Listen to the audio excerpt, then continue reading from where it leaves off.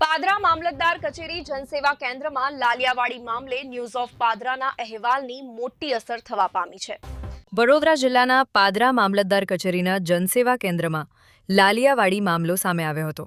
એક દિવસ અગાઉ ન્યૂઝ ઓફ પાદરા દ્વારા આ મુદ્દે અહેવાલ પ્રસારિત કરવામાં આવ્યો હતો, જેના બાદ તંત્ર હરકતમાં આવ્યું છે। જનસેવા કેન્દ્રમાં કાર્યરત ઓપરેટરોને સંચાલક એજન્સી દ્વારા સમયસર પગાર ચૂકવવામાં આવ્યો નહોતો। પગાર ન મળતા ઓપરેટરો હાજર રહ્યા નહોતા, જેના કારણે સેવા વ્યવસ્થામાં ખલેલ પહોંચી હતી। ખાસ કરીને શાળાઓમાં આરટીઈ હેઠળ એડમિશન માટે આવકના દાખલા લેવા આવેલા અરજદારોને ભારે મુશ્કેલીનો સામનો કરવો પડ્યો હતો। આ સમગ્ર મામલે પ્રાંત અધિકારી ઐશ્વર્યા દુબેએ તાત્કાલિક જનસેવા કેન્દ્રની મુલાકાત લીધી હતી।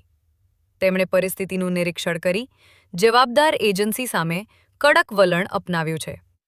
પ્રાંત અધિકારીએ એજન્સીને નોટિસ ફટકારી તાત્કાલિક સમસ્યા ઉકેલવા સૂચના આપી છે।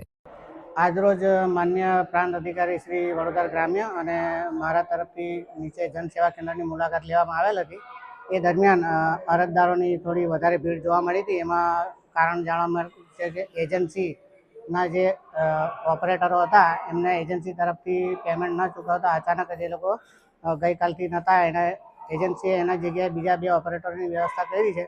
પણ જે પેન્ડિંગ કામ હતું એ થોડું એને લીધે વધી ગયું હતું। એ પેન્ડિંગ કામ આજે બીજા માન્ય પ્રાંત સાહેબ તરફથી તાત્કાલિક બીજા 2 ઓપરેટરો એજન્સી પાસેથી મંગાવી લીધા છે અને આગામી 24 કલાકમાં એ તમામ અરજદારોની અરજીઓનો નિકાલ કરવામાં આવશે।